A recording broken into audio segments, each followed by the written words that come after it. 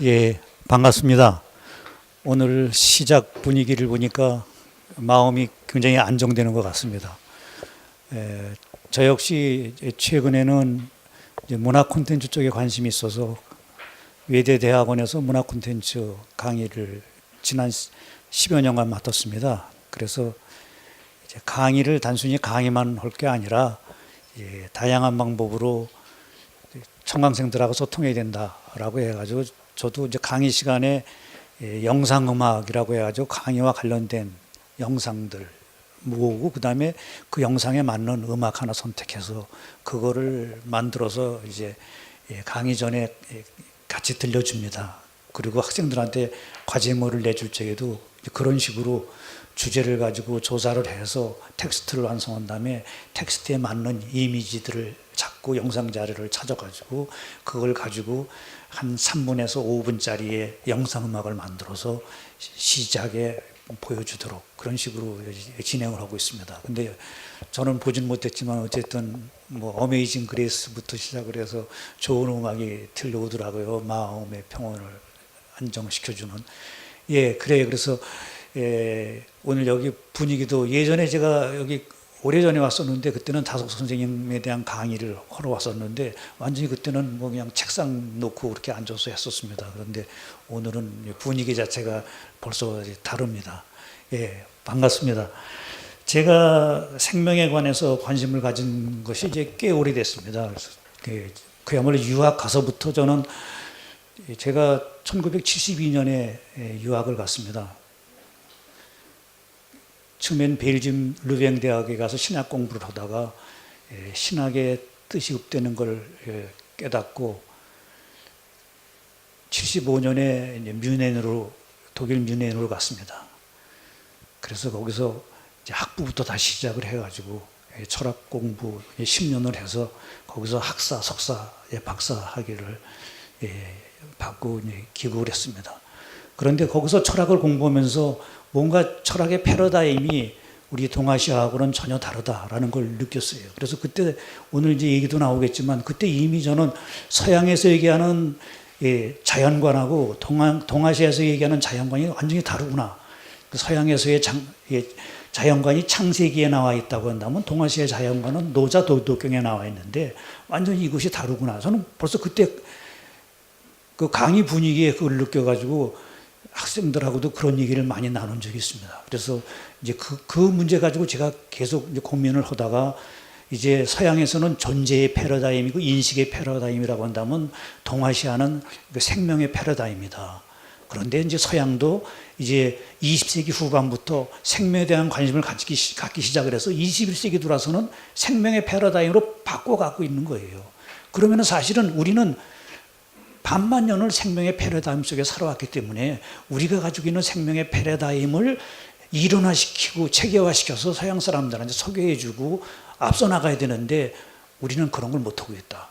그래서 저는 생명학이라고 하는 학문이 태동이 돼야 된다라고 주장을 했었어요. 그래서 김지아 시인하고 이것이 맞아가지고 김지아 시인이 세계 생명문화 포럼을 주관하고 있을 때 제가 옆에서 이제 같이 도와줬습니다. 그래서 생명학이라고 하는 것은 그야말로 한국발 인문학이다.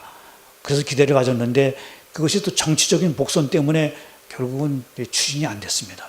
추진이 안 됐지만 저는 계속 생명에 대한 연구를 해서 제가 나름대로 그 세계 생명문화 포럼이라든가 이런 데서 했던 것을 이제 글로벌 생명학이라고 하는 책으로 냈습니다. 이것이 2007년인가 8년인가 자음과 모음에서 나왔습니다.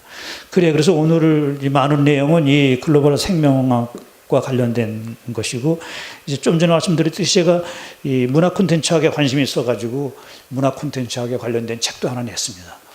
그러니까 저는 한국발 인문학책 그것이 하나가 글로벌 생명학이라 한다면 또 하나 한국발 인문학책이 이 문화 콘텐츠학이다. 라고 생각을 합니다. 왜냐하면 문화 콘텐츠라는 개념이 한국에서 생긴 겁니다. 그리고 문화 콘텐츠 학이 한국에서 만들어진 겁니다. 그럼 당연히 문화 콘텐츠 학이라고 하는 체계적인 정리는 한국 사람이 해야 되는 것이죠. 그래서 그 책임감을 느끼고 이제 낸 책이 소통과 공감의 문화 콘텐츠학이라고 해가지고 이거는 지금 출판사에서 찍은 걸 제가 하나 가지고 왔습니다. 그래서 곧 시중에 나올 텐데, 어쨌든 저는 이제 요즘 화두가 이제 소통과 이제 공감입니다. 그러니까 생명에서의 가장 중요한 게 바로 저는 이제 소통과 공감이라고 생각하기 때문에 그렇습니다.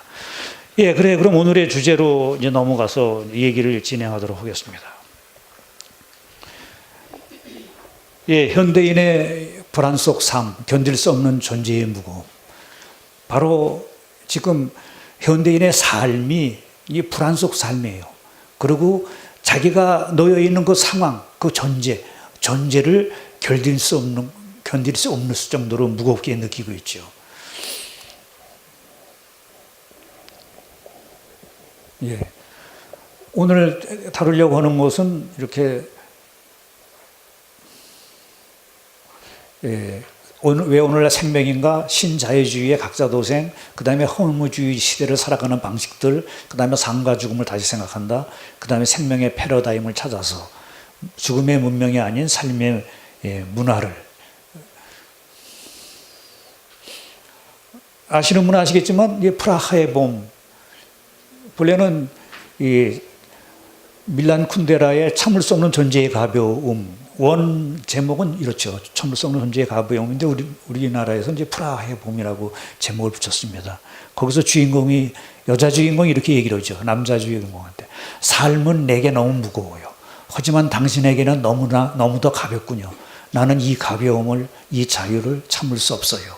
이렇게 쪽지를 써놓고 남자를 이제 떠나가죠.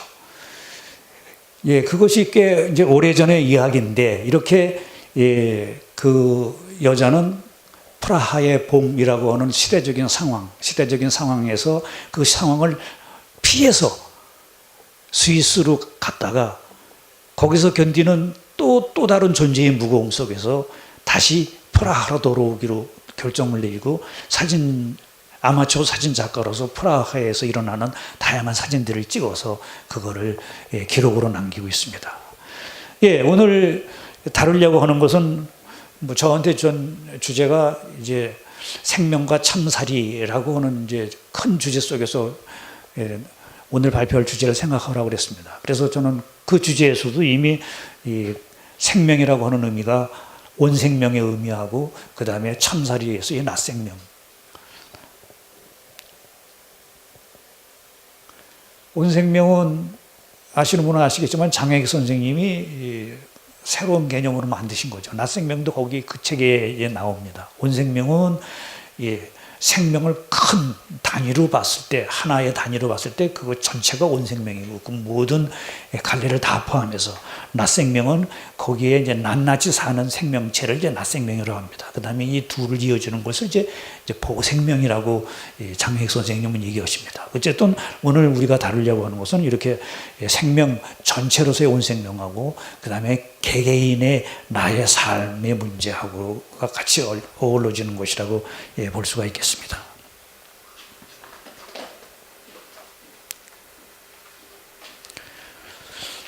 어느 과학자가 이야기를 했습니다. 생물학적으로 지구상에서 인간의 적정수는 500만이라고요. 생물학적으로 볼 때 인간의 적정수는 500만이라고. 근데 지금 어떻습니까?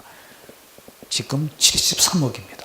그러니까 이 지구에 과부가 걸려도 보통 과부가 걸린 게 아닙니다.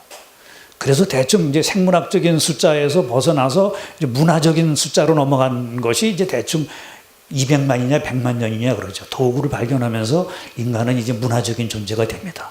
그래서 인류의 인구 수를 이렇게 보면은 대충 서력 기원 원년에 1억 5천만이었다고 합니다. 그 다음에 서기 1000년에 한 4억이었다고 합니다. 그러니까 1000년 동안에 한 3배 정도 늘었어요. 그 다음에 바로 서기 1900년경에 16억이었습니다. 4억에서 한 4배 정도 늘었죠. 그런데 1900년에서 2000년 또 100년 사이에 70억이 됩니다. 또 3배나 4배가 늘은 거죠. 그냥 그렇게 이제는 100년 단위로 3배, 4배가 늘고 나죠. 지금 2016년 이제 73억입니다. 예, 그렇기 때문에 생물학적으로 볼 적에 이제 이 과부하가 된 인간은 바로 이렇게 다른 생물들의 생존의 최대의 적이 되고 있습니다. 그래서 지금 환경위기, 생태위기 이 모든 게 다 인간이 만들어내는 거죠. 이게 이제 온 생명 차원에서 말씀을 드리는 겁니다. 이 적자 생존을 내세우면서 우승열패를 당연시하는 경쟁과 투쟁의 진화론적 세계관이 언제부터인가 바로 이 동료인간들에게도 적용되기 시작하면서 인간들 사이의 경쟁과 투쟁이 이제 너 죽고 나 살기의 서바이벌 게임이 되어가고 있습니다. 예, 그래서 이미 오래전에 100년 이상 전에 독일 철학자 니체는 이렇게 되었습니다. 인간은 지구상의 가장 유해한 병원체라고. 인간만 생물학적인 차원에 머물러 있었다면 지금과 같은 재앙은 일어나지 않았을 거다라고 하는 이야기죠. 그래요. 그래서 이 73억 인류의 생존이 문제가 되기 때문에 이 문제를 이제 어떻게 해결할 것이냐라고 하는 문제를 가지고 인류를 위협하는 무서운 재앙으로부터 벗어나는 방주는 있을까라고 하는 문제가 제기가 될 수가 있죠. 그래요. 그래서 2012년이라는 영화가 있었죠. 2012년이라는 영화 보셨나요? 보신 분 있으신가요?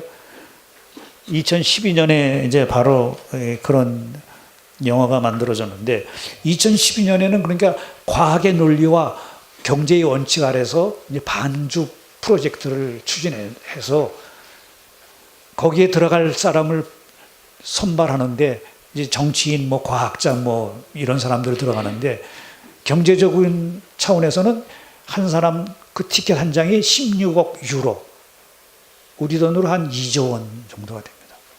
그러니까 우리는 거기 탈 사람이 뭐 몇 사람 되지도 않겠죠. 2조 원 내고 갈 사람이. 이게 소위 말하는 과학이 생각하는 이제 경제적인 차원에서의 방주예요. 그러니까 그거는 가진 자들만이 살아남을 수 있는 거죠. 그래요. 그러니까 그렇게는 될 수가 없죠. 그래서 이렇게 지구 생태계 문제를 기술과 과학의 문제로 보고 그 차원에서 해결하는 일군의 사상과도가 과학자들이 있습니다. 그렇지만 많은 지성인들이 과학 내지는 기술의 문제를 과학 또는 기술로 풀 수는 없다고 얘기를 합니다. 그래서 그 사람들이 주장하는 것들이 뭐냐면 인간은 무엇보다도 먼저 자연에 대한 시각, 즉 자연을 보는 눈. 저는 그래서 아주 과감하게 이걸 이제 눈깔이라고 합니다. 눈깔. 빛깔, 색깔, 그렇듯이 눈깔. 그 눈깔을 바꿔야 된다라고 보는 겁니다. 자연을 더 이상 대상화시켜서 인간이 마음대로 파헤쳐 이익을 극대화해도 되는 에너지 저장 창고쯤으로서 간주해서는 안 된다는 얘기죠. 자연은 인간뿐 아니라 모든 생명체들이 생명의 자양분을 받고 있는 탯줄이며 생명의 텃밭이기 때문입니다. 이제 21세기 최대의 화두가 생명이 되고 있습니다. 그러니까 지금 제가 말씀드렸듯이 이건 뭐 제가 주장해서 그렇게 된 게 아니라 20세기 후반부터 시작을 해서 생명이 되고 있는데 그 생명에서는 이제 더불어 삶, 공생, 공진화 문제가 큰 화두로 등장을 하죠. 이제 더불어 삶을 위한 새로운 이제 담론이 시작이 되는데 담론이 필요한데 마더 데레사를 저는 이제 많이 인용을 합니다. 마더 데레사가 한 이야기 중에 공감이 가는 이야기가 바로 나눔 없이 평화 없다라고 했습니다. 나눔 없이 평화 없다. 지금 우리 시대에 평화가 없는 것은 나누려는 마음이 없기 때문에 그렇다라고 얘기를 하고 있습니다. 이렇게 우리는 위대한 영성가들에게서 무언가를 배워야 합니다. 21세기를 예비하면서 자신의 삶을 영성적으로 산 사람들은 그리 많지 않습니다. 아시아는 그런데 그 어느 대륙보다도 영성적인 분위기가 삶의 밑바탕에 깔려 있습니다. 그것은 그 전통이 간직해온 생명을 중시하는 생명학적 세계관이 있기 때문입니다. 그래서 아까 말씀드렸듯이 생명의 화두, 그거는 이제 아시아인들한테 가까운 화두인 겁니다. 화두의 변천을 보면은 20세기 들어서서 이제 환경의 문제가 대두가 되고, 그런데 사실은 환경이 문제가 되는데 이런 것 자체가 이게 인간 중심적인 사고방식인 거예요. 자연환경을 자연환경이라고 그러진 않죠. 여러분들 중에 나이 드신 분들은 예전 기억이 날지 모르겠어요. 예전에 초등학교, 그 당시에는 국민학교죠. 들어가면은 환경 설문조사 비슷한 걸 작성해 오라고 그랬어요. 거기에 집이 자가냐, 전세냐, 월세냐, 그 다음에 집에 전화기가 있느냐, 아버지 수입이 얼마냐, 뭐 텔레비전이 있느냐, 이런 거 적어내는 것이 환경 평가였었어요. 그러니까 인간의 인위적인 삶의 여건, 그것을 환경이라고 그랬죠. 그래서 자연환경이라는 걸 자연이라고 붙였을 뿐이에요. 그러니까 이 환경이라고 하는 데는 이미 인간중심주의적인 사고방식이 있는 거죠. 그래서 이 인간중심적인 것을 보존하자 해가지고 생긴 게 생태라고 하는 개념입니다. 20세기 후반부에 생태라는 개념이 등장한 것이고요. 생태학이라는 것이 이카알로지죠. 그런데 생태학이라고 하는 개념 가지고는 이게 여기에는 생명이라고 하는 것이 전제가 돼서 생태학이니까 생명체의 그 다양한 생태적인 조건이니까요. 그래서 생명이 중요한 화두로 등장을 합니다. 그래서 생태 문제는 생태 문제라는 것이 그 속을 들여다보면 결국 생명체 또는 생명이란 무엇인가의 생명 문제로 귀착된다는 것이 20세기 말부터 학계의 인식입니다. 20세기 말 유명한 생태 윤리학자인 한스 요나스는 1984년에 책임의 윤리, 기술시대 생태학적 윤리라는 책을 출간을 합니다. 그런데 여기 파워포인트는 안 나와 있지만은 그로부터 10년 뒤인 1997년에 한스 요나스가 새로운 책을 내는데 그 새로운 책의 이름이 뭐냐면 생명의 원리, 철학적 생물학을 위한 접근이라고 되어 있습니다. 그러니까 대표적인 생태학적인 한스 요나스가 10년 뒤에 이제 생태의 윤리가 아닌 생명의 원리라는 책을 내요. 그런데 사실은 이 책은 한스 요나스가 이미 그 전에 낸 책이에요. 그 전에 낸 책을 제목을 바꾼 거예요.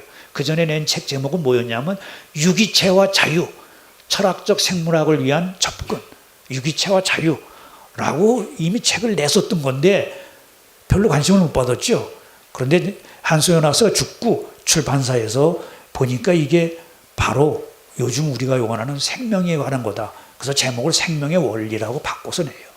그 정도로 이제 20세기 후반부에 가면은 생명이 중요한 화두로 떠오릅니다.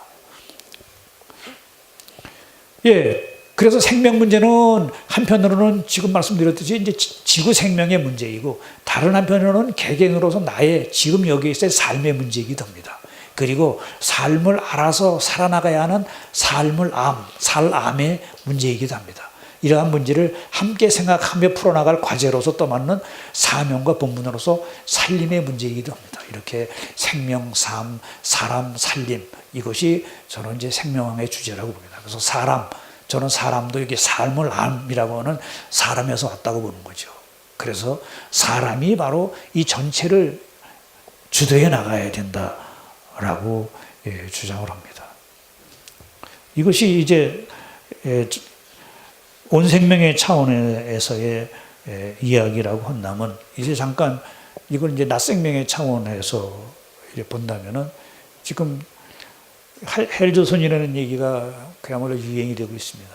최근에 제가 뉴스를 보면서 이거 강의를 준비하면서 뉴스를 봤을 때 그때 떠오른 눈에 띄는 주제가 두 가지가 있었습니다. 하나는 나 홀로 가고 2인 가구를 지쳤다. 그 다음에 한국의 양극 가속도 독보적인 세계 1위, 헬조선 전류라고 하는 이런 것입니다. 그러니까 이제 전체 일반 가구 중 1인 가구의 비율이 27.2%. 그런데 사실은 주민등록상으로는 34%가 된다고 합니다. 주민등록상 혼자 사는 걸로 등록이 되는 사람. 결혼을 하지 않거나 늦게 하는 사람들이 늘어나고 고령화가 진전되면서 독거노인들이 늘어난 것이 주된 요인이라고도 합니다. 그 다음에 신자유주의가 퍼뜨린 이 지옥 같은 삶이 힘든 삶의 상황을 각자 혼자 견뎌내야 하며 견뎌내고 있다는 말이기도 합니다. 아까 말씀드린 신자유주의의 이제 부익부 빈익빈의 추세가 더욱 강조가 되기 때문에 이제 그렇게 되죠. 그런데 지금 이제 많은 사람들이 이제 우리가 그러면 경제적으로 어려워서 그런 거냐? 그건 아니라는 거죠. 경제적으로 우리는 경제 10위권 안에 들어온 거예요. 10위권. 조금 요즘 떨어져서 11위라고 하더라도요. 이렇게 역설적이게 또 일반적인 경제 지표로 보면 한국은 결코 헬조선일 수가 없습니다. 2011년 대한민국은 무역 1조 달러 시대를 열었고 국민소득도 2만 달러를 넘었습니다. 1950년대 초 1인당 국민소득 50달러에 불과했던 최빈국에서 세계 10위권의 경제대국으로 도약한 것이죠. 이 사람이 이제 미래 시민의 조건이라는 책을 쓴 이제 파워저, 고려대와 서울대에서 교수 생활도 했습니다. 이 로버트 파워저는 자신의 저서 이 미래 시민의 조건에서 2016년에 한국을 객관적으로 볼 때 지구상 200여 국의 중에서 크게 성공한 나라에 속한다고 평을 하고 있어요. 그 다음에 민주주의 발달 지수로 봐서도 한국은 21위에 속한다고 하면서 민주주의가 아주 발달한 나라, 프랑스보다도 민주주의가 더 발달한 나라로 세계는 평가하고 있다는 거죠. 그런데 그럼에도 불구하고 왜 헬조선이라고 하는 그런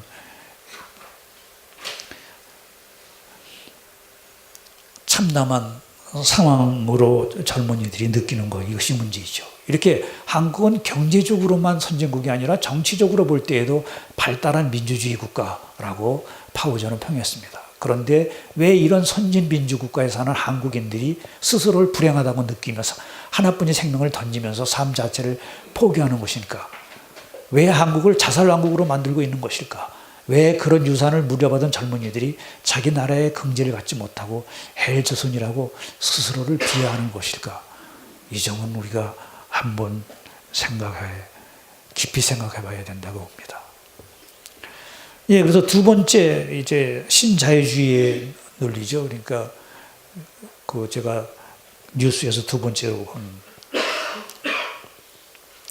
이분은 한스 퀸이라는 유명한 세계적인 신학자죠. 이 사람이 세계윤리구상이라는 이제 책을 냈어요. 거기에 이런 말을 합니다. 현대를 평하면서 현대는 그러니까 학문은 있으나 지혜는 없다. 기술은 있으나 정신적인 에너지는 없다. 공업은 있으나 생태학은 없다. 민주주의는 있으나 윤리는 없다. 이렇게 우리 시대를 정확하게 꼬집고 있습니다. 그러면서 이것은 뭐에 대한 거냐? 이게 근대 계몽주의적 이성의 실체, 근대가 만들어낸 결과다 이거죠. 그런 근대 계몽주의는 바로 이 신자유주의를 낳게 되는데 자본주의 거기서 던지는 화두가 뭡니까? 부자가 되어라. 빚내고 쓰고 즐겨라. Get rich, borrow, spend and enjoy. 이게 이제 월가의 신자본주의 강령이죠. 예, 그렇게 월가의 똑똑한 이제 경제학자들은 국제적인 대기업들이 돈을 많이 벌어야 그 혜택이 밑바닥까지 내려가 서민들도 떡고목을 얻어먹을 수 있다고 말합니다. 소위 산패인잔의 비유를 들어서 말하는 거죠. 이렇게 피라미드식으로 쌓은 산패인잔의 맨 위에 산패인을 부으면 그 잔이 넘치면서 차례로 아래의 잔들을 채워 밑까지 흘러 넘친다고. 그래서 밑에 있는 이제 서민들도 그러면 나중에 떡고물을 받을 수 있다는 거죠. 근데 아무리 기다려도 밑에 잔에는 아무런 기별이 오지 않는 것입니다. 요즘이 바로 그런 상태죠.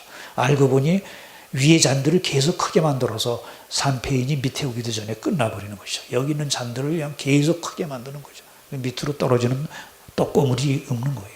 그게 아까 말씀드린 이제 신자유주의의 경제 논리에 의한 현재의 경제적인 상황인 거죠.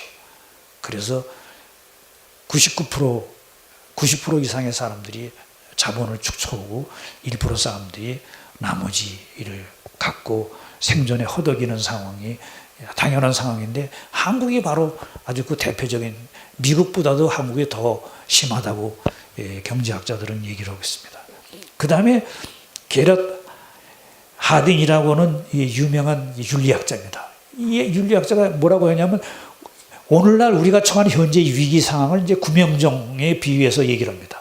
선진국이 적정 수연을 태운 구명보트라면 후진국은 너무 많은 사람들이 올라타서 이미 가라앉기 시작한 구명보트다. 후진국의 국민들은 배에서 내려 헤엄쳐 선진국의 구명보트에 올라타기를 희망하지만 이 하디는 이들을 배에 태워서는 안 된다고 단호하게 말합니다. 만약 그들을 태운다면 선진국의 구명보트도 과잉승선으로 인해 가라앉을 것이니 그들만이라도 살 수 있는 길을 택해야 한다는 것이죠. 뭐 지금 우리는 실제로 보고 있잖아요. 이건 이 얘기한 거는 15년 전 훨씬 전 얘기예요. 근데 지금 난민 문제가 바로 그거잖아요. 살라고 죽음을 무릅쓰고 오지만 받아들이지 않기 때문에 그 지중해에서 가라앉은 사람이 이제 몇천 명이 되고 있습니다. 이게 신자유주의의 논리인 겁니다. 이 신자유주의의 논리는 바로 이렇게 나 살고 너 죽고의 논리고, 거기는 소비를 늘리기 위해서 욕망을 늘리고, 이게 계속 소비와 욕망이 끊임없이 고무풍선처럼 커져가고 있습니다. 이 사람들은 이제 자연에서 다인의 진화론으로부터 배웠다고 그러죠. 자연도태, 적자생존, 우승열패. 이것을 인간 사회에도 적용하다니까 이제는 똑같이 경쟁의 논리가 되고, 여기서 성과 중심으로 금수저, 흙수저의 얘기가 나오고 있죠. 지금 한국에서의 그러한 헬조선의 이야기도 결국은 어떻습니까? 제가 초등학교 다닐 때 저희 집도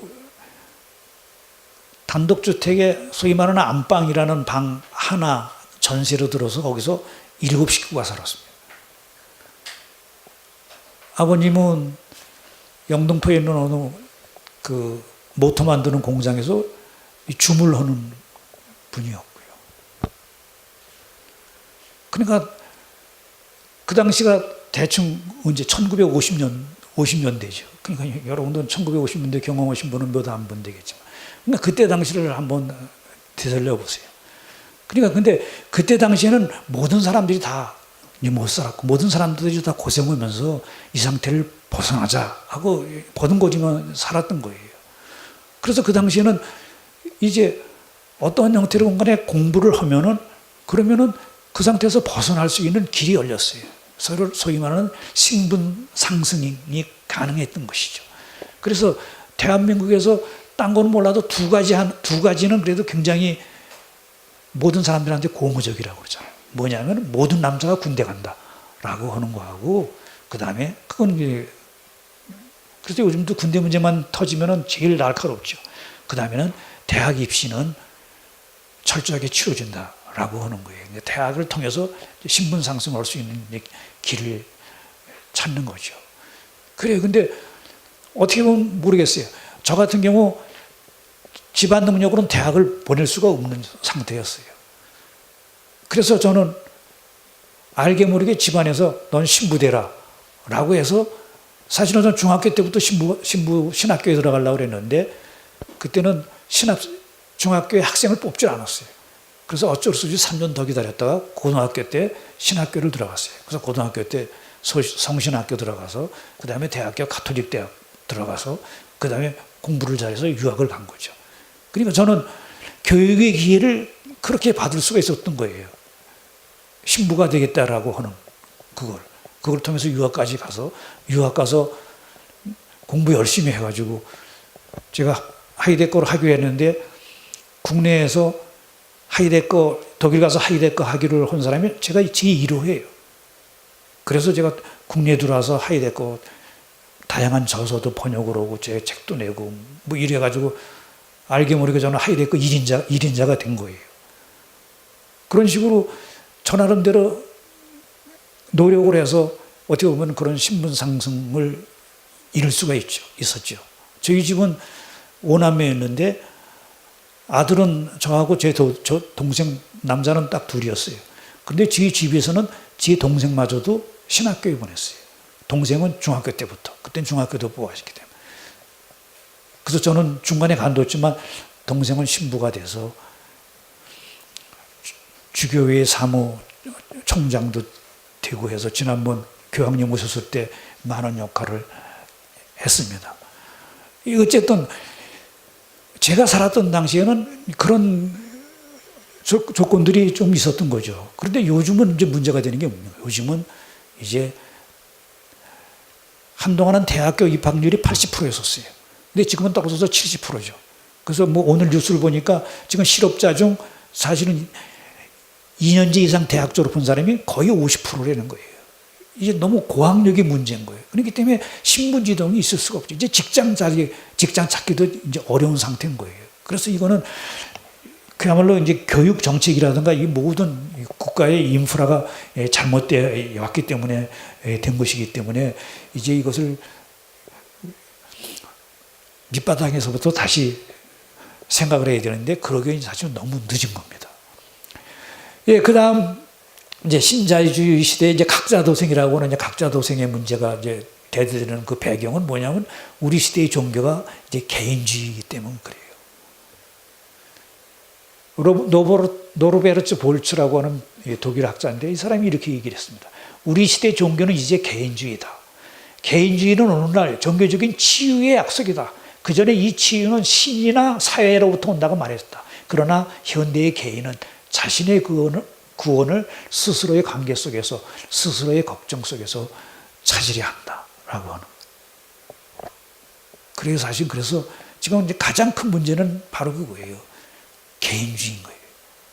지금 알게 모르게 이슬람권과의 종교 전쟁이 일어나고 있지만 지금 이슬람권에서 가장 무서워하는 게 이 개인주의, 소비주의, 쾌락주의 그건 거예요. 그냥 기독교주의가 아니라 이것들이 개인주의가 오면은 이슬람의 그 종교는 와르르 무너지는 거거든요. 그래서 그걸 막으려고 굉장히 노력을 이제 하고 있는 거죠.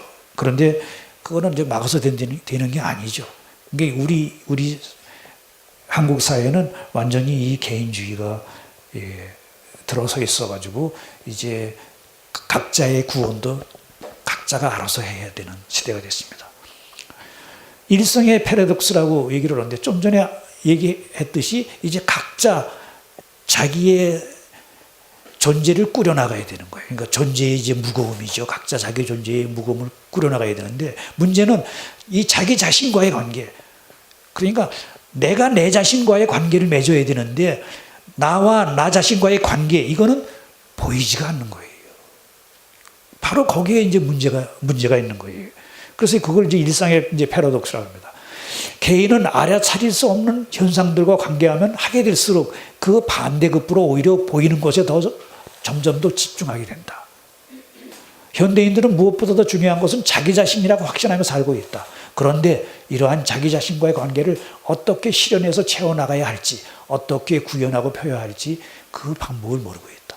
그렇기 때문에 이제 보이는 것에 집착을 하게 된다라고 하는 것이 이제 일상의 이제 파라독스고 바로 지금 한국에서 보이고 있는 것도 바로 그 점입니다. 이제 보이는 것에 집착을 하니까 치유, 힐링 이런 것도 다 보이는 것에 집착을 하는 거예요. 그것이 이제 다양한 이제 세속화의 형태로 나타나는데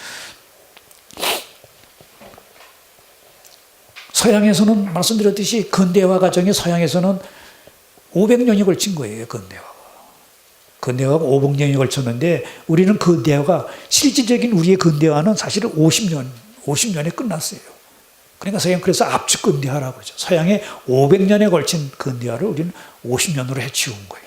그러다 보니까 서양이 500년을 걸치면서 이 개인주의의 가치관이라든가 어떻게 살아야 할지 소위 말하는 삶의 기술을 알게 모르게 가정을 통해서 전수했는데 우리는 그런 것을 제대로 전수를 못한 것이 큰 문제로 제기가 돼요. 그래서 서양에서는 이렇게 내면적인 가치, 자기긍지, 자기존중 이것을 굉장히 가정교육에서 학교교육에서도 마찬가지로 중요하게 해서 가르치는데 우리는 그냥 대학을 입학해서 아는 거 가지고 출세해봐라 라고 하는 거죠. 그런데 알다시피 근대에 가장 중요한 게 뭐예요? 근대에 가장 중요한 게 지식이죠. 알미죠.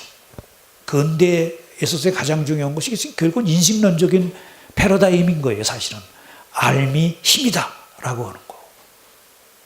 그렇지만 근대에서도 지금 말씀드렸듯이 알미 힘이지만 그것도 결국은 이런 것들을 위한 힘이다 라고 하는 그 밑바탕에 이런 것이 깔려 있어요. 근데 우리는 그냥 거기 알미 힘이다 라고 하는 그것만 따가지고 와서 힘으로서의 알을 도구로서 사용하기 위해서 대학 입학만 이제 고집을 하게 된 거죠. 그래서 대학 입학이 마치 인간의 삶의 전부인 것처럼 알고 젊은 애들은 오로지 좋은 대학 입학하기 위해서 매진을 하고 좋은 대학 입학하면은 모든 것들이 다 용서되고 모든 것들이 다 허용되는 그런 시대에 살았던 것이죠. 그런데 이제 그거는 끝났잖아요. 이제는 좋은 대학 나와봐야 이제 취직하지 못하면은 그 인생이 끝나는 거잖아요. 그렇게 우리는 이 길게 삶을 내다지 못한 거, 삶의 교육을 받지 못한 것이 큰 문제라고 그렇습니다. 그렇게 이제 대학 생활이라는 것이 인생의 목적이 아니라 그저 조금일 뿐이라는 것을 알게 되는 순간 모든 것이 허탈해지고 허무해짐을 느낍니다. 이제 마음을 다잡고 나의 인생을 위한 설계도를 짜야 하는데 그것을 위해 훈련받은 것이 하나도 없음을 알게 됩니다. 그래서 어떤 것 하나 시도해보고 보다 좌절하고 또 다른 것 해보다 넘어지고 또 다른 것 도모하다 무너지고 이런 식으로 무너지고 넘어지고 하기를 반복을 합니다.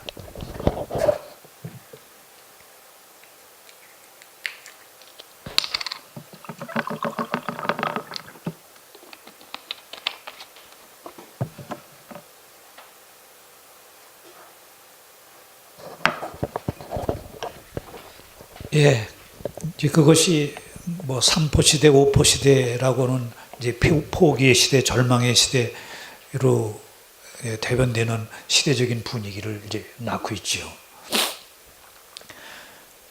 이제는 허무지 시대를 살아가는 이제 방식들을 몇 가지 한번 살펴보도록 하죠.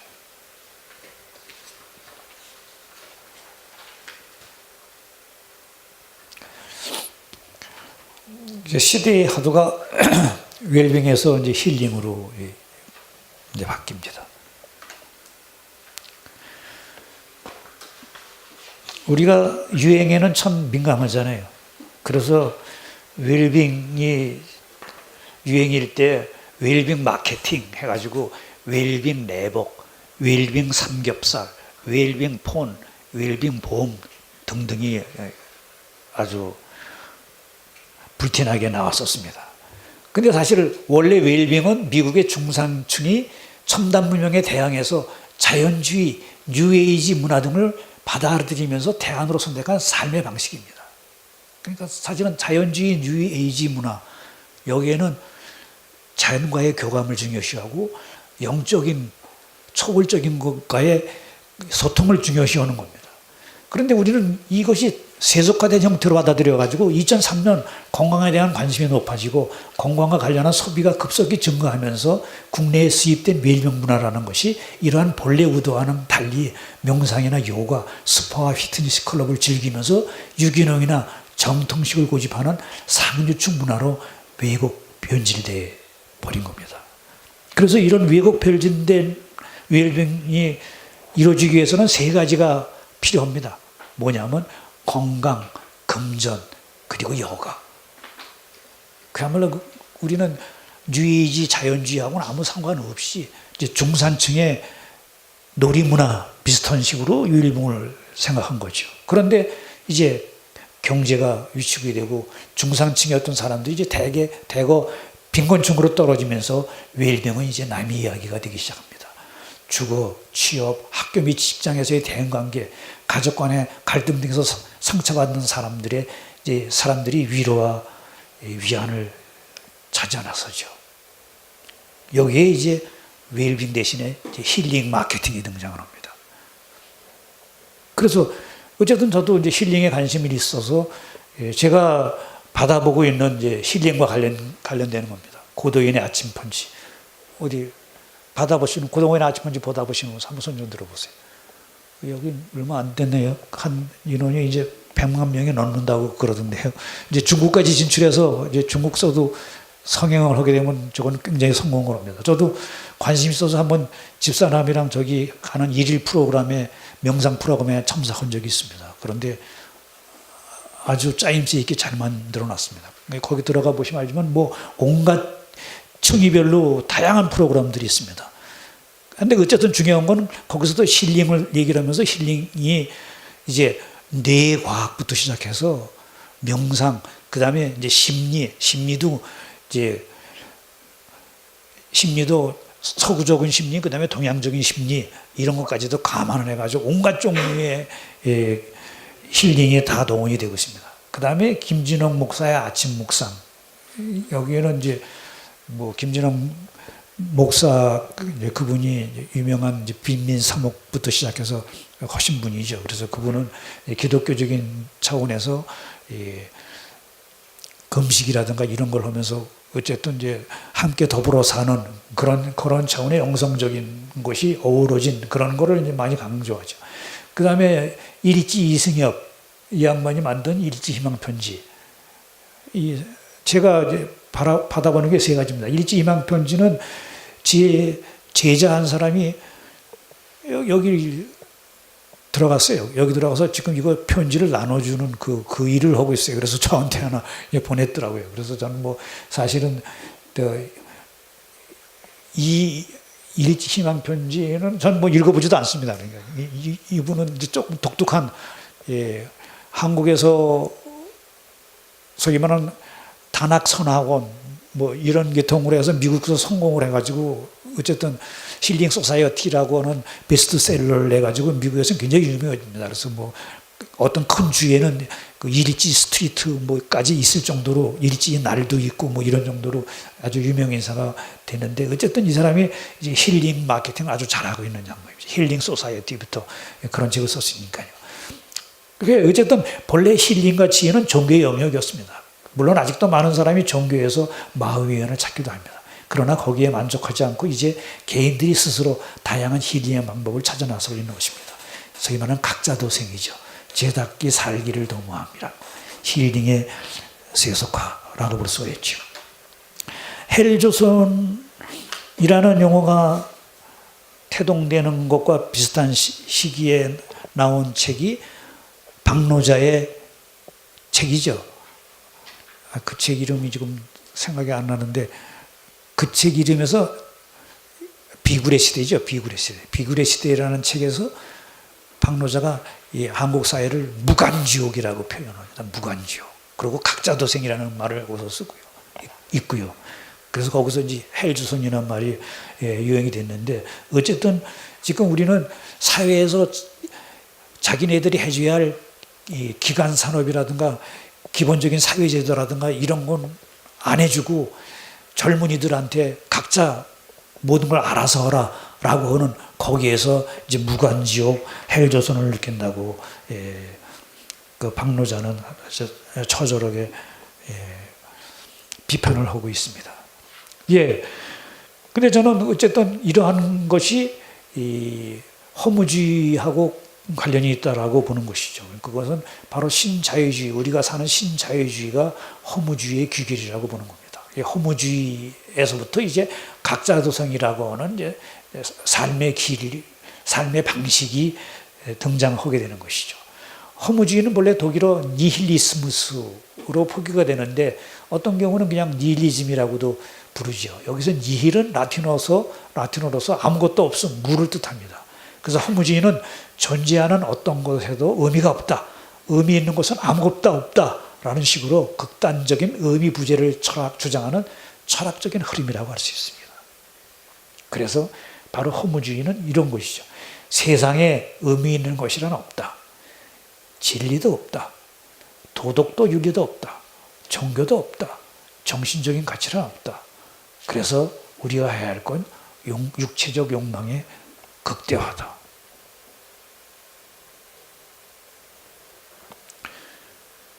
그래서 허무주의의 귀결은 자살이에요. 최대의 쾌락을 누리는 것, 그것이 최고로 행복한 상태이고 몸을 중심으로 하여 얻을 수 있는 온갖 쾌락, 그것이 바로 이 사람들이 이제 추구하는 것입니다. 이런 상태에서 의미의 물음이나 이성적인 돌파구를 찾는다고 할 때 해결책은 딱 한 가지, 자살만 있습니다. 모든 것이 의미가 없다. 그 상황을 벗어나려고 노력한다면 벗어날 수 있는 일은 단 하나다. 합리적으로 의미 있게 모든 일을 처리하게 바란다면 길은 오직 하나, 스스로 목숨을 끊어 의미 없는 모든 것들로부터 의미 있게 떠나는 것이죠. 그래서 바로 이 시대적인 흐름이 이제 실존주의 철학으로 나오고, 실존주의 철학을 이제 이런 식으로 해석하는 것이 이제 자살의 미학 쪽으로 갑니다. 까뮤 같은 사람이 이제 바로 이게 이런 허무주의 시대를 얘기를 하면서도, 여러분들이 알고 있는 시지프스의 신화에서는 의미가 없지만 계속 돌을 굴리고 올라가는 그 시지프스 얘기를 하면서, 그렇지만 인간이 위대한 것은 바로 그 의미 없다고 하는 거기에 의미를 부여하는 거다 이거지요. 그래서 만약 신이 나한테 이 의미 없는 일을 계속 하도록 만들었다고 한다면, 나는 이 의미 없는 일을 하도록 만든 거기에 반항해서 끝까지 돌을 굴러 올리고, 굴러 떨어진 돌을 향해서 또 굴러 내려가면서 다시 한번 반항한다라고. 그래서 나는 반항한다. 이것이 까미의 귀결인 것이죠.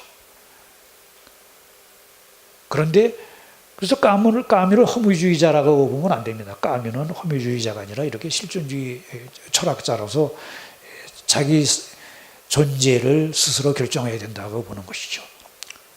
예, 그런데 바로 이러한 허무주의가 한국 사회에 깊이 만연되어 있죠.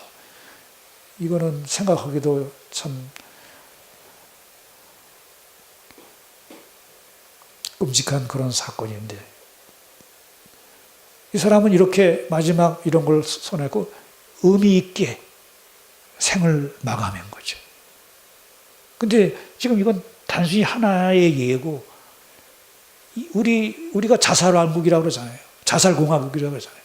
OECD 국가의 평균보다 2배 이상의 자살 숫자이고, 청소년 자살이 무섭게 많고 세계 1위고, 청소년의 자살 숫자 못지않게 그 2배가 되는 노인 자살이 또 우리를 짓누르고 있고, 이 모든 것은 결국은 이제 각자도생에서 문제가 생깁니다. 그런데 이 자살 충동을 느끼는 가장 큰 것들이 전부 이게 경제적인 것들입니다. 다 경제적. 그러니까 정신적인 가치란 없는 것이죠. 프랑스의 사회학자 드류킹은 자살의 유형을 이타적 자살, 이기적 자살, 아노미적 자살 등 3가지로 구분합니다. 그리고 각각에 대해서 개인적인 자살 동기보다는 자살이 일어나는 사회적인 상황이 중요하다 얘기하고 있어요. 드류킹은 자살의 한 요인으로 그래서 아노미적 자살인데, 아노미 현상을 지적합니다. 그래서 아노미는 행위를 규제하는 공통 가치나 도덕 기준이 없는 혼동 상태를 말합니다. 행위를 규제하는 공통 가치나 도덕 기준, 바로 우리 사회가 지금 그런 겁니다. 돈이 모든 것을 지배하는 거예요. 공동 가치나 도덕 기준은 없습니다. 그렇게 우리는 신자유주의를 따르다 보니까 황금만능주의가 됐고, 거기서 이제 가정마저도 붕괴가 돼서 개인은 위안을 받을 때도 해결을 찾을 때도 없이 혼자 이러한 무서운 세상에 내몰리고 있는 것이죠. 예, 이런 상황에서 이제 4번째 주제로 저는 이제 삶과 죽음을 다시 생각해 보아야 된다라고 주제를 잡아왔습니다.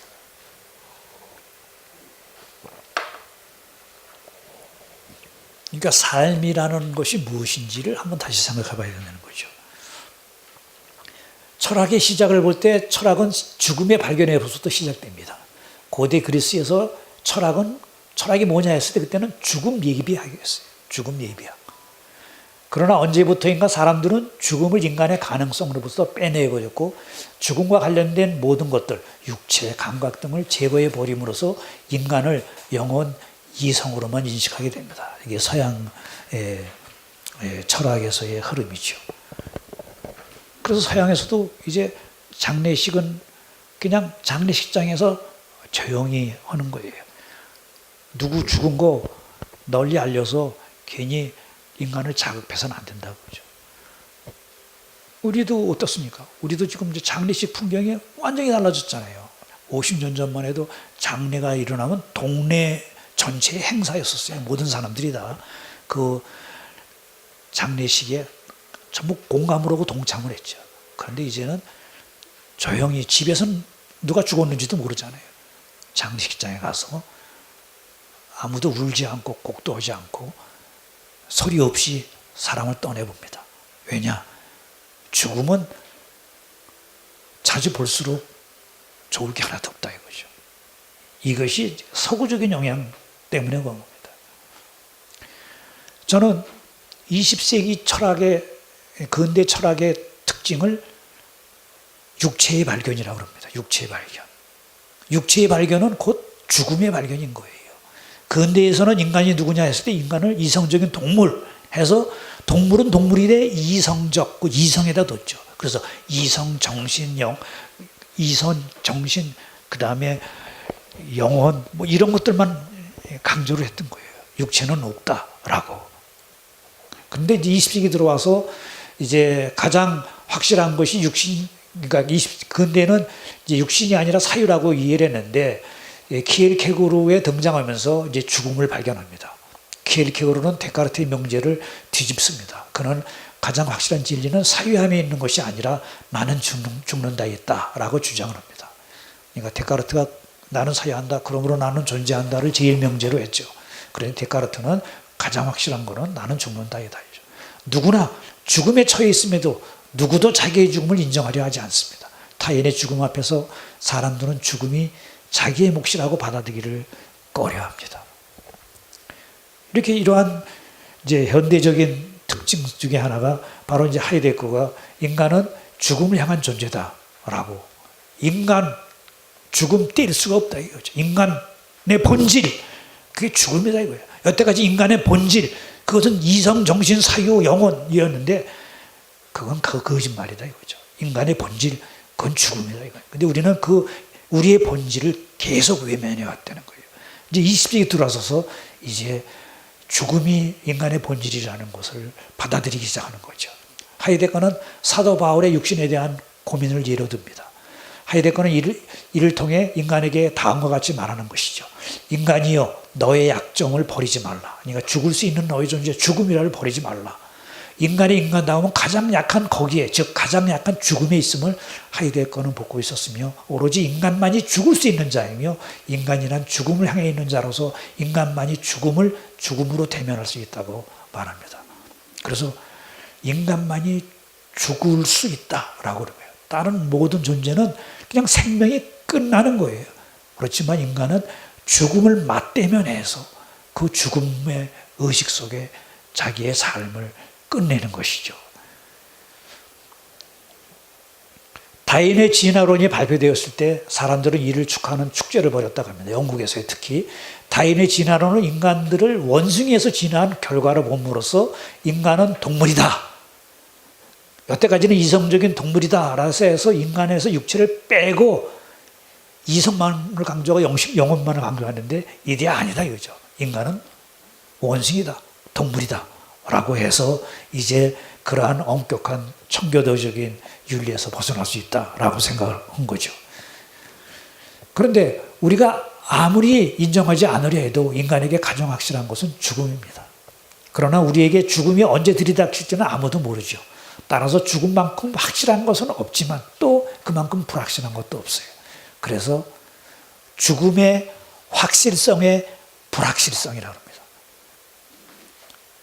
죽음의 확실성. 그러니까 죽음은 모든 사람이 죽으니까 확실하죠. 그런데 언제 들이닥칠지는 몰라요. 그러니까 죽음의 확실성의 불확실성. 그렇지만 이 불확실한 것이 또 확실하게 닫히는 거예요. 죽음의 확실성의 불확실성의 확실성이죠. 그런데 이렇게 죽음에서 가장 분명한 것은 어느 누구도 자신의 죽음을 대신할 수 없다는 겁니다. 죽음은 한 개개인의 현 존재에게 독특하고 고유한 것이므로 그것을 어느 누구로 하여금 대신 맡게 할 수 없습니다. 죽음 앞에서는 그야말로 모든 사람이 평등한 것이죠. 그러니까 죽음은 어느 누구도 대신할 수 없어요. 그래서 하이데거는 그걸 역설적으로 그렇게 얘기하는 거죠. 죽음을 어느 누구도 대신할 수 없듯이 너의 삶도 어느 누구도 대신할 수 없다 이거예요. 그러니까 너의 삶을 네가 주인이 돼서 너 스스로 결단하고 선택해서 살아라 라고 하는 것이 결국은 실존주의의 강령인 것이죠. 유한성과 관련해서 이제 고린도 후서에 나오는 살 속의 가시, 이제 바울이 주로 얘기하는 것인데요. 그러니까 인간에게는 살 속의 가시가 있다. 육체적인 욕망, 뭐 이런 것들이 있다. 죽음까지도 포함해서. 사도 바울은 세 번째 하늘인 천국에까지 불려 올라가서 하나님의 계시를 받고 하나님의 환영을 보았지만 자기 자신은 이러한 신비스러운 경험에 관해서는 자랑하지 않겠다고 말합니다. 그 말에는 사도 바울이 더욱 진리만을 말해야 할 것이라는 의미가 깔려 있는데 사도 바울은 하나님의 은총을 받았지만 그것을 자랑하지 말라고 하나님께서 살 속에 가시를 주었다고 얘기를 합니다. 그러니까 바로 나의 육체. 이러한 사도 바울의 말을 빌려서 하이데거는 다음과 같이 말합니다. 바울 자신이 자신의 어떤 것을 자랑하고자 할 때 제일 먼저 자신의 약함을 자랑하고자 했지 자신이 받았던 계시와 환상을 자랑하고자 하지 않았다. 인간에게 있는 이성, 정신, 사유, 영혼 그거 자랑하지 않았다 이거예요. 죽을 수밖에 없는 이 육체 그걸 자랑했다 이거죠. 그게 인간의 본질이다라고 하는 거죠. 이를 감안해 본다면 이제 인간에게서 자랑해야 할 것은 인간의 약함, 유한성, 시간 속에서의 구체적인 삶과 감각을 가진 인격 이제 등등이 됩니다. 그래요. 그래서 20세기 후반에 와서 인간이 이제 육체를 가진 인간이 온전한 인간이 됩니다. 흔히 사람들은 이 세상에서는 평안 그리고 저 세상에서는 구원이라는 두 가지를 다 얻으려 합니다. 키엘케고르가 특히 그 당시 기독교를 비판하면서 한 얘기입니다. 근데 지금 우리가 똑같죠. 그런데 바로 그리스도의 재림이라고 하는 것이 뭐냐? 그것은 바로 갑작스러운 돌발성이라는 위협의 의미를 가지고 있듯이 이 땅에서의 평안과 저 세상의 구원이라는 것이 어느 누구나 알 수 있게끔 그렇게 정해져 있는 것은 아니다. 그러니까 죽음의 확실성의 불확실성을 얘기를 하고 있는 것이죠.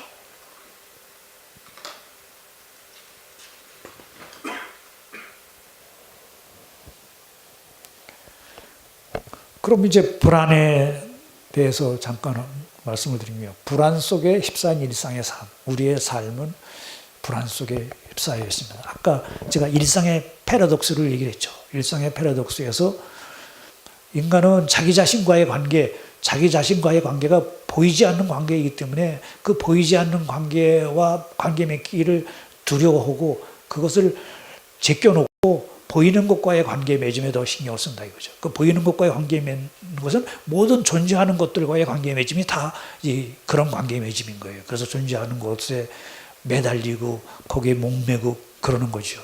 그런데 이제 하이데거는 바로 보이지 않는 자기 자신과의 관계를 맺어야 되는데 바로 자기 자신과의 관계 맺음 속에 드러나는 것이 이제 불안이라는 거예요.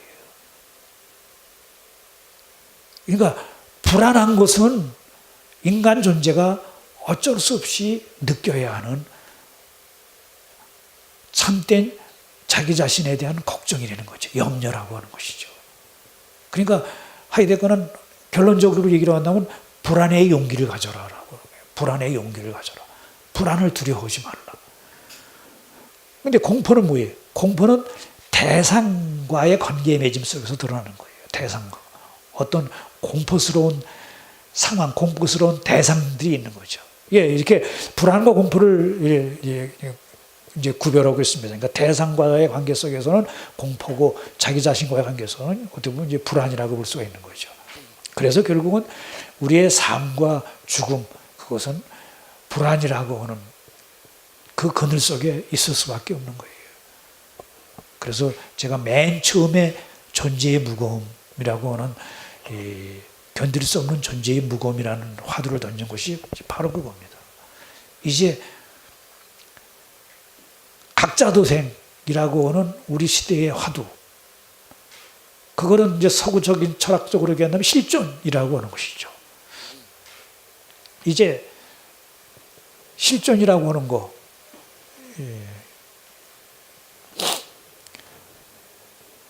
예, 그건 이제 다음에 조금 더 이따가 나오는 것이 그때 얘기하기로 하고요. 여기 삶, 불안, 죽음에서 이제 중요한 것은 바로 불안과 죽음이 지닌 연계성입니다. 죽음 앞에서 불안이 항상 최고조에 이르는 것이죠. 철학에서는 이렇게 삶과 죽음의 관계는 끊임없이 보완관계를 유지하는 것으로 보았습니다. 그래서 아까 말씀드렸듯이 죽음을 준비하는 학문으로서의 철학을 얘기를 했던 것이죠. 그래서 지금 이제 마틴 루터, 하이데거가 좋아하는 신학자 중에 한 사람이 이제 마틴 루터인데, 거기 하이델베르크 논쟁 명제에 보면은 이렇게 나옵니다. 죽는다는 것은 죽음을 현재적으로 느낀다는 것이다. 이것을 이제 하이데거는 존재와 시간에서 죽음과 관련된 인간의 본질로 파악을 해가지고 인간을 죽음을 향한 존재라고 봅니다. 그러면서 죽음을 향한 존재에서 자기 자신의 존재에 대한 걱정, 염려 때문에 불안을 느끼는 것, 그것은 당연하다라고 보는 거죠.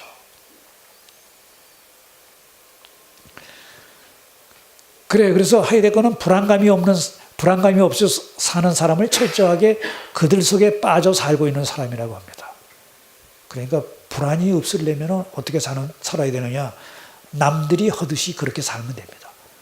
남들의 논리, 그들의 논리에 맞춰서 살면은 그럼 불안을 안 느끼는 거예요. 그래서 우리는 불안한 기운이 들면은 즉시 전화해서 가까운 사람들 만나서 수다 떨고 술 한잔 마시자고 하고 그 불안이 피로를 여지를 두지 않죠. 그게 이제 하이데거는 그들의 논리에 뒤덮여서 산다고 보는 거죠. 근데 지금 우리가 지금 각자도생이라고 하는 그 각자도생도 따지고 보면은 이제 그들의 논리가 만들어준 각자도생인 것이죠. 예, 그래서 아까도 얘기했듯이 이제 하이데거는 불안을 그 자체로 대할 수 있는 불안의 용기를 가져야 한다고 이제 말을 합니다.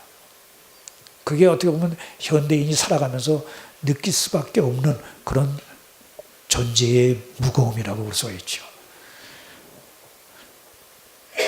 불안의 용기를 갖는 사람은 자신을 대면하는 사람으로서 자신이 어떻게 살아야 할지를 생각하는 사람입니다. 그 사람은 그동안 자기가 매달려 있던 것들이 사실 아무것도 아니었다는 것, 아무런 의미가 없다는 것을 깨닫는 사람입니다. 이 아무것도 아님이 곧 무입니다.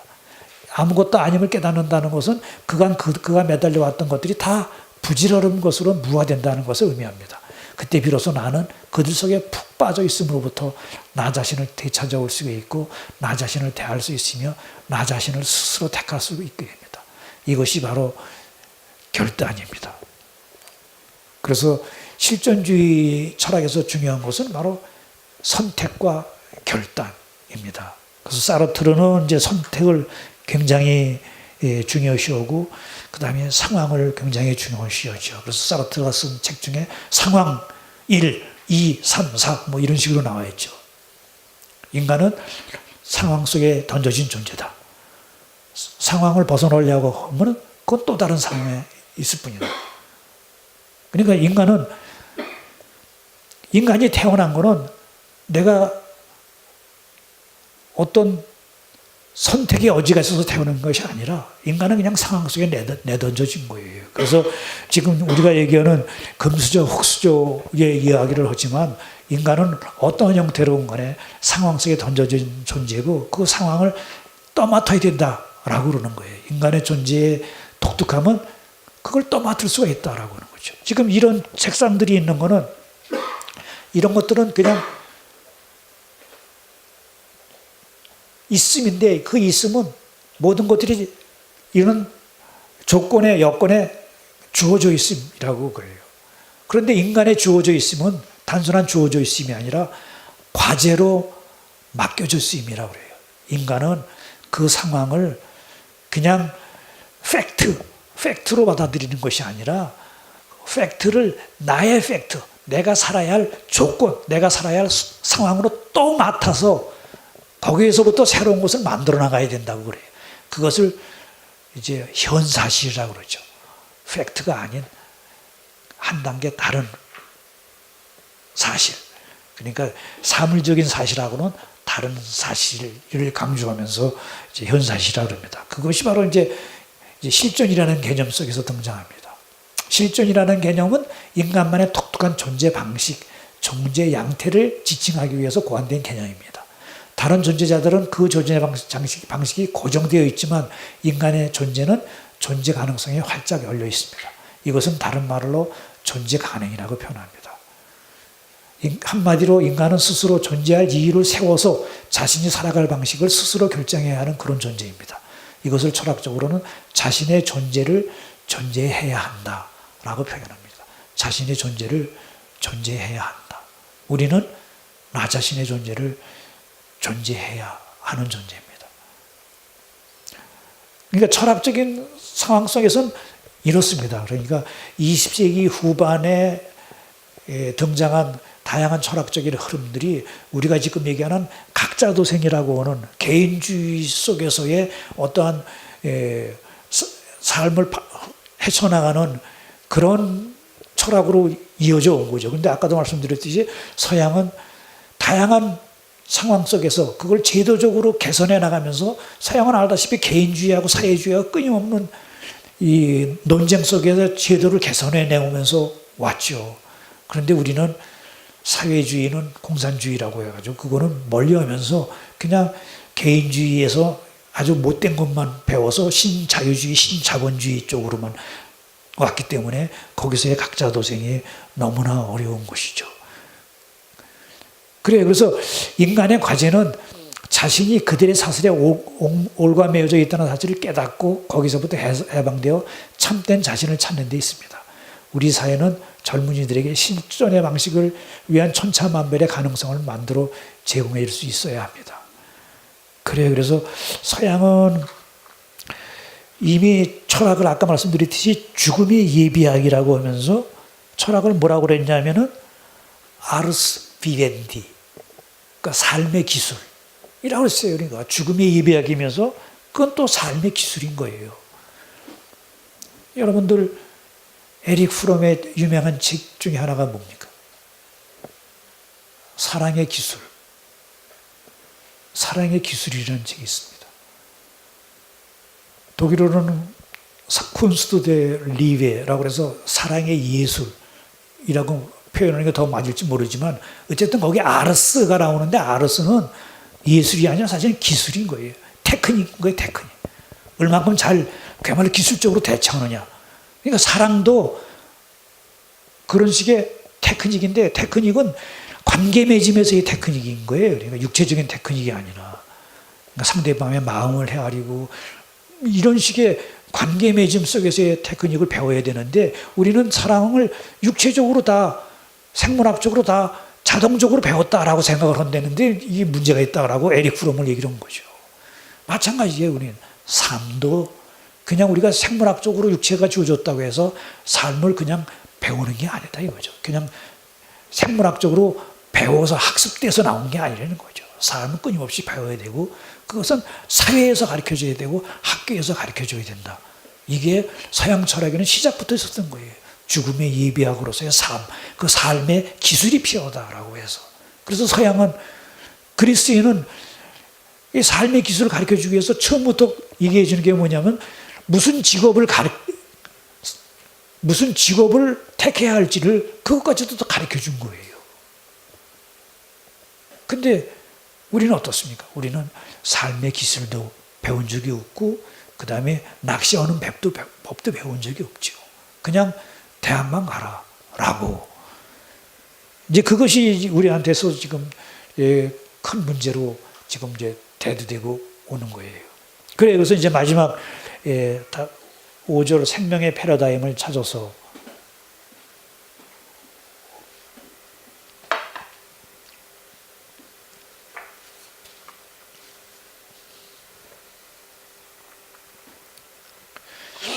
제가 최근에 읽은 책이 있는데 하나는 빌헬름 슈미트라고 독일 사람이 쓴 책입니다. 나이 든다는 것과 늙어간다는 것, 마음의 평정에 이르는 10가지 길. 제가 이제 나이가 들어서 그런지 이런 책이 눈에 들어서 한번 봤어요. 근데 독일어의 제목은 겔라센하이트. 하이데거의 책이 겔라센하이트가 있습니다.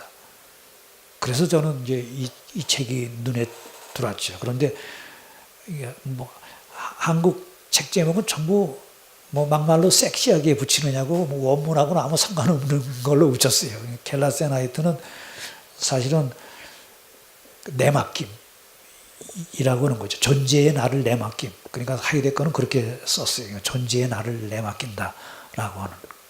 그런데 여기는 이제 마음의 평정이라고 했고 또 그거 이루는 10가지 길. 뭐 이게 가장 섹시한 제목이라면서요. 모호는 뭐 몇 가지, 모호는 몇 가지 뭐 이런 식으로.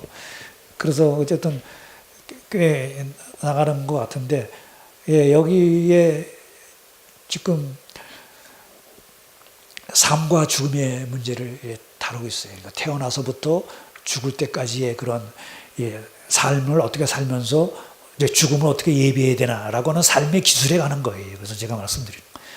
그 다음에 또 한 책은 알렉산드르 졸리앙, 마티유 리카르, 크리스티앙 앙드레 이 세 사람이 쓴 책.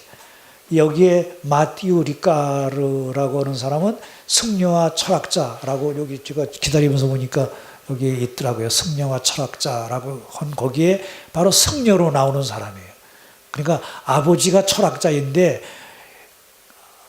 아버지 밑에서 그렇게 철학자로 공부하다가 모든 걸 다 때려치고 이 사람은 아마 유명한 그 무슨 연구소의 연구원이었을 거예요 아마. 그러다 모든 걸 때려치고 네팔인가요? 네팔로 가서 거기 스님을 만나가지고 거기서 20몇 년을 도를 닦고 그 다음에 다시 이제 프랑스로 와서 승려와 철학자라고 하는 그 인터뷰 대담 책을 냈는데 이 책이 베스트셀러가 돼요. 그래서 이 사람이 거기서 그냥 왕창 유명해요.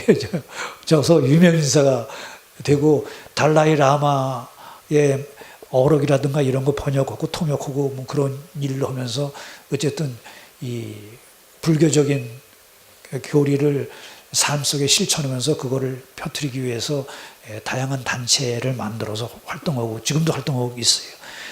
그 중에 한 사람이지 지금 이 사람이 알렉산드르 졸리앙. 이 사람은 이 책을 내고 이 책이 상처받지 않는 삶. 책 제목이 상처받지 않는 삶. 철학자, 스님, 정신과 의사가 들려주는 따뜻한 위로. 2016년 올해 나온 책이에요. 이것도 이제 제목은 뭐 상처받지 않는 삶이라고 이제 섹시하게 붙였죠. 어떻게 보면 불교적인 교리를 가장 이 적나라하게 노출시킨 거죠. 그러니까 인생은 고해다. 그 고해를 어떻게 하면 헤쳐나가느냐라고 하는 문제. 그러니까 이 아픔의 이 헬조선 같은 이런 삶을 어떻게 하면 헤쳐나가느냐라고 하는 문제. 이 졸리앙이라는 알렉산드르 졸리앙이라는 사람은 그래서 이 책으로 그 교보문고에서 초대를 해가지고 이 독자와의 시간도 갖고 해서 강연도 오고 그랬어요. 이 사람은 태어날 때 목에 탯줄이 갈겨가지고 잠깐 뇌사가 오는 거예요. 그래서 천성적으로 뇌 충격을 받아가지고 뇌가 정상적인 사람이 아닌 일종의 이렇게 손 흔들고 이렇게 가만히 있지 못하고 계속 희죽희죽 웃고 그러는 그런 정신지체아라고 그러나요?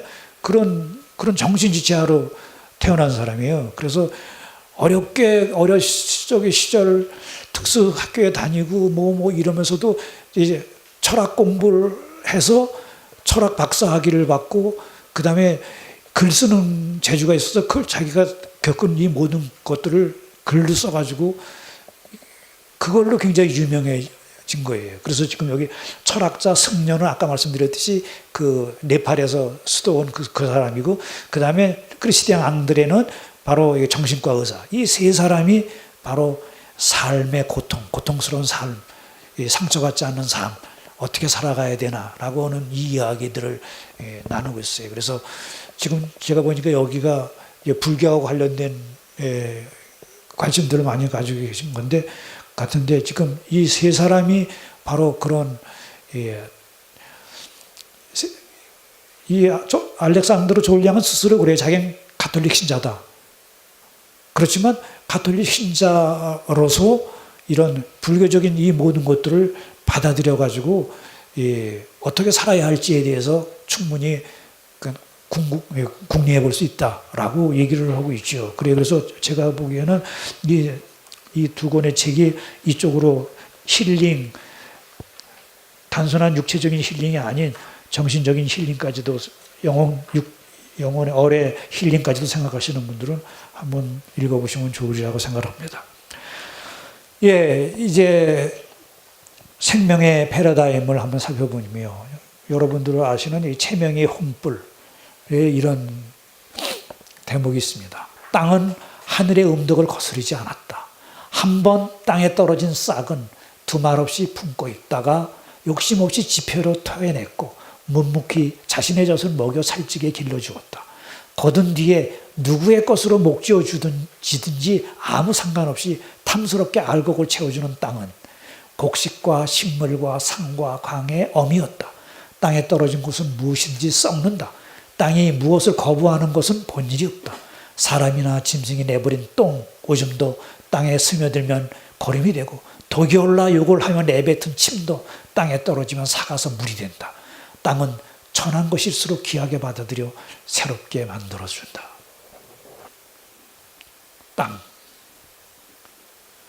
제가 아까 말씀드렸죠. 제가 독일 지정부 갔을 때 철학을 공부하면서 계속 저는 뭐 창세기적인 그런 교육 속에서 살아왔는데 이제 노자의 도덕경도 저 나름대로 읽은 적이 있고요. 그래서 그 둘을 이제 비교해 본 거예요. 그러니까 인류가 역사가 시작이 된 뒤에 이제 각자 자기의 삶의 상황 속에서 자연과의 관계 맺으면서 자연과의 관계 맺음을 관으로 표현한 최초의 책들이 제가 보기에는 이제 창세기하고 이 노자도덕경이라고 볼 수가 있다고 보는 거죠. 그래서 창세기 1장 28절을 보면 하느님께서는 당신의 모습대로 지어내어 내신 아담과 하와에게 복을 내려주시며 말씀하셨다.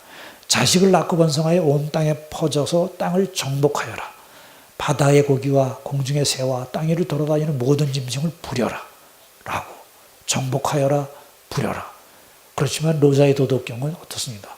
사랑은 땅을 본받고 땅은 하늘을 본받으며 하늘은 도를 본받고 도는 스스로 그러함 자라연을 본받는다. 그래서 좀 전에 제가 혼불에서 보여주는 땅을 본받는 이야기를 인용을 한 것입니다. 이렇게 동서양의 자연관이 다릅니다. 2500년, 3000년, 4000년 동안 달랐던 것이죠. 그런 것이 이제 아까도 말씀드리지 20세기 들어와서서 서양 사람들도 자기네 자연관이 뭔가 잘못됐다는 걸 깨닫기 시작을 해요. 그래서 그것이 환경 문제로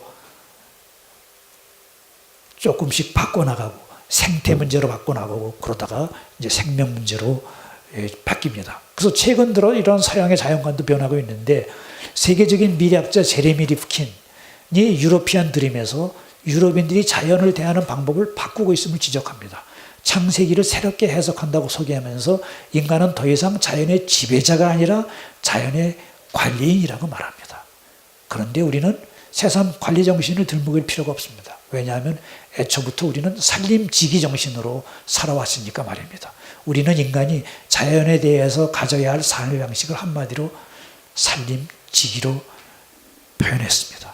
그래서 제가 이제 김지아 시인하고 세계생명문화 포럼을 할 때 그때 미국서 오신 한국 교수 한 분이 자기는 이러한 정신을 그러니까 살림지기라는 용어를 미국서 용어로 만들어서 쓰고 있다고 이야기를 하더라고요. 삶이라는 것은 생명력을 불태우는 이 사람을 말합니다. 우리말 사람은 이 삶에서 나왔죠. 사람. 근데 삶에는 사르다라는 의미가 들어있는 것입니다. 하늘로부터 받은 자기 생명의 에너지를 사르는 것이죠. 그런데 인간은 단순히 당신의 생명을 사르기만 하는 존재가 아닙니다. 인간은 하늘과 땅 사이에 있는 모든 생명체와 더불어 생명력의 교감을 나누는 존재입니다. 교감. 그것을 이제 공감이라고 요즘은 하지요. 우리 선조들은 존재하는 모든 곳에서 있음을 본 것이 아니라 모든 것이 끊임없이 변화하며 되어가는 살아있음을 보았습니다. 그래서 독일어로는 자인이면은 우리는 레벤이죠. 그리고 하이데거가 줄여 쓰는 용어로 자인 라센이라는 용어를 써요. 그러니까 레디비죠. 영어로는 레디비가 자인 라센이에요. 존재 개함. 그래서 아까 얘기한 라센에서 겔라센하이트가 나오는 겁니다. 그 존재의 나를 내맡기는 것이 겔라센하이트예요. 근데 저는 그럼 우리는 뭐냐? 우리는 레벤이고 우리는 레벤 라센 살게 하는 거죠. 레벤 라센이 뭐냐? 그게 살림인 거예요. 그래서 파라다임이 틀리되는 거죠. 살아있으면 정지된 채로 있는 것이 아니라 끊임없이 움직이는 것이며 되어가는 것입니다. 그래서 어떤 사람이 군자 얘기를 아직도 들먹인단 말이에요. 그래서 저는 크게 거부감이 많아요.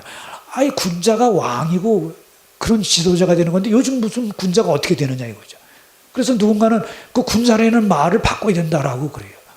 그래서 아마 다석이용호 선생님은 군자를 어떻게 바꾸셨냐면 된 사람이란 말이죠. 된 사람. 그래요. 그러니까 바로 우리는 이렇게 되어가는 것으로 봤어요. 되어가는 원칙에서 주목해야 할 것은 비음이며 없어짐이며 사라짐입니다. 되어가면서 우주현상의 본질적인 차원을 감지했을 때 거기에서 부각되는 것은 있음이 아니라 바로 없음입니다. 무공이죠. 우리는 변화하는 모든 곳에서 특히 살아 움직이는 모든 곳에서 하늘의 명인어를 알아보고 그것들로서 따로 서서 사이를 나누면서 그것들의 대어감이 잘 전개되도록 도와야 합니다. 그렇게 존재하는 모든 것을 그것으로서 서도록 도우면서 우리는 없이 계신 하늘을 섬기는 것으로 봤죠. 그래서 섬김이 중요한 개념으로 등장하는 것입니다. 그래서 저는 우리말의 이 생명관 속에서 이제 나름대로 네 가지의 중요한 키워드를 뽑아냈는데 그게 이제 살림, 섬김, 비움, 나눔입니다. 살림, 섬김, 비움, 나눔. 지금 그것을 설명드리고 있는 겁니다. 살림과 섬김은 그렇고요. 그 다음에 한국인들은 자양 속에서 서양 사람들은 보지 못한 생명의 법칙을 보았습니다. 그것은 자신을 나누고 비워서 다른 생명을 살려나가는 살림의 원칙입니다. 아주 적은 세포인 아메바에서부터 새싹을 포함해 살아있는 모든 것들은 끊임없이 자기 자신을 나누며 자랍니다. 나눔이라고 하는 것은 새로 태어나서 갈라져 나오고 갈라짐이며 나뉘면서 자라간다는 의미입니다. 최명희 작가는 혼불에서 이렇게 얘기를 합니다. 목숨만큼 소중한 것은 세상에 없지. 껍데기만 살았다고 목숨이 있는 것도 아니다. 살아있으면서도 죽은 것은 제가 저를 속이는 것이야. 살아있다고 믿고 있지만 실상은 죽어버린 것이 세상에는 또한 부지기수니라. 어쩌든지 있는 정성을 다 기울여서 목숨을 죽이지 말고 불씨같이 잘 보존하고 있노라면 그것은 저절로 장성하느니. 이런 얘기를 했습니다. 그러니까 우리는 살아야 된다라고 얘기를 했어요. 한국인의 공감 능력, 그것은 생명체와의 공감 능력이 뛰어난 것이죠. 오늘 뉴스에 한국인의 공감 능력이 세계 몇 개국의 설문조사를 통해서 보니까 세계 63개국 10만 4천 명의 설문조사를 했는데 한국이 이 조사에 6위로 나왔다고 해요. 한국의 공감 능력. 1위는 에콰도르, 2위는 사우디아라비아, 3위 페루, 덴마크, 아랍에미리트, 그 다음에 우리로 나왔는데 공감 능력이 뛰어난 그 이제 배경을 보면은 뭐냐 하면은 역사가 길고 그 다음에 외침을 많이 받은 민족일수록 공감 능력이 크다는 거예요. 그러니까 우리가 바로 이제 그런 것에 속하죠. 그래요. 또 그 다음에 말씀드렸듯이 이러한 생명관을 가지고 있습니다. 그 다음에 이제 생명, 사랑과 지속 가능한 지구촌이라고 하는 주제로서 보면은 생물학자 에드워드 윌슨, 이 사람은 유명한 사람이죠. 여러분들 아마 통섭으로 더 잘 알 거예요. 통섭의 저자이기도 하죠. 이 생물학자 에드워드 윌슨에 따르면 인간에게는 자연과 교류하는 선천적 욕구가 있는데 그것을 생명사랑, 비어필리아라고 이름합니다. 그러니까 이 사람도 이미 우리 동아시아 사람들이 하는 이야기를 이제 하고 있는 거죠. 그는 녹색 자연에서 느끼는 인간의 공통적인 안정감과 평안함은 우리의 생물학적 존재 안에 깊숙이 자리 잡고 있다고 말합니다. 다시 말해 우리 몸이 생명 친화적인 연결감을 유전적으로 기억하고 있다는 것이죠. 예, 이렇게 우리는 이들 생명체에서 같은 지구에서 살아가는 동료임을 공감하는 생명의 심부름을 느낍니다. 우리는 이들 생명체 속에 담긴 생명의 본질적이고 고유한 가치를 마치 우리 자신의 것인 양 인식하는 것이죠. 이와 같은 교감과 공감을 통해 우리는 동료 생명체들에 대한 연대감을 표현하고 있는 것입니다. 불경에 이런 얘기가 있죠. 모든 흙과물은 다 나의 잇몸이고 모든 불과 바람은 다 나의 진실한 본체이다. 그러므로 항상 방생을 하고 생명을 받아 항상 머무르는 법으로 다른 사람도 방생하게 한다.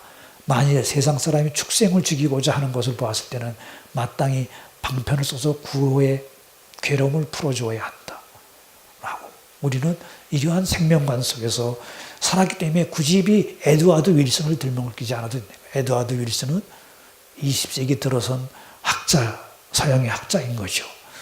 예, 이제 마지막 주제로 이제 생명의 그물을 함께 짜나가야 한다라는 것을 말씀드릴 수 있습니다.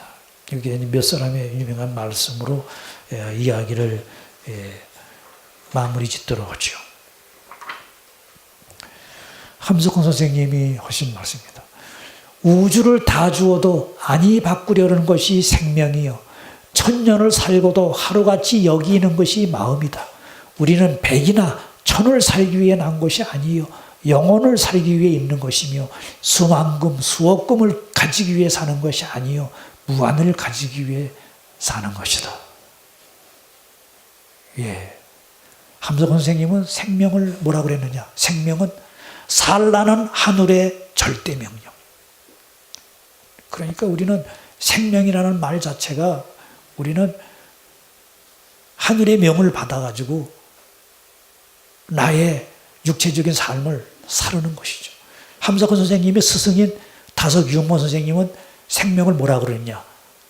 웃일름을 따르는 몸사름이라고 했어요. 웃일름. 천명이죠. 천명을 다석 선생님 우리말로 웃일름. 위에서 내려주는 일름, 명령이죠. 웃일름을 따르는 몸사름. 나의 몸을 태우는 것이죠. 간디는 이렇게 얘기했습니다. 이 세상은 우리의 필요를 위해서는 풍요롭지만 탐욕을 위해서는 궁핍한 것이다. 요즘 73억 인류 중에 몇억 인류는 먹을 것이 없어서 굶어 죽고 있어요. 그렇지만 우리가 가지고 있는 기술과 과학으로 73억 인류가 다 풍요롭게 살 수가 있는데도 그렇지 못한 거, 그거는 나누려는 마음이 없기 때문인 것이죠. 바로 마더 데레사가 한 이야기입니다. 가진 것이 많을수록 줄 수 있는 것은 적습니다. 가난은 놀라운 선물로서 우리에게 자유를 줍니다. 그것은 우리가 하느님께 향하는 데 장애물을 적게 가진다는 것을 의미합니다. 무소유의 정신이 여기도 일어나오죠. 그래서 요즘 며칠 전에 텔레비전 뉴스를 보니까 미니멀 라이프라고는 운동이 있다고 합니다. 미니멀 라이프. 적게 가지면서 살자. 예, 그런 운동이 퍼진다면은 지금 여기서 얘기하는 세 분의 영성가들의 생명의 패러다임이 퍼져서 지구 생태계가 더 풍요로워지리라고 봅니다. 제가 이 텍스트에서 마지막으로 쓴 글은 이렇습니다. 들판에 곡식이 넘쳐나고 물고기 떼가 바다를 메워도 과학과 기술이 하늘을 찔러 달과 화성을 오가도 서로를 인정하며 나누려는 마음이 없으면 73억 인류는 좀비가 되어 서로를 잡아먹으려 날뛰게 될 것이다. 예, 요즘 왜 좀비 영화가 바느질입니까? 그것은 바로 육체만의 삶이 가는 길은 좀비의 길밖에 없다라고 하는 것을 역설적으로 보여주는 것입니다. 예, 고맙습니다.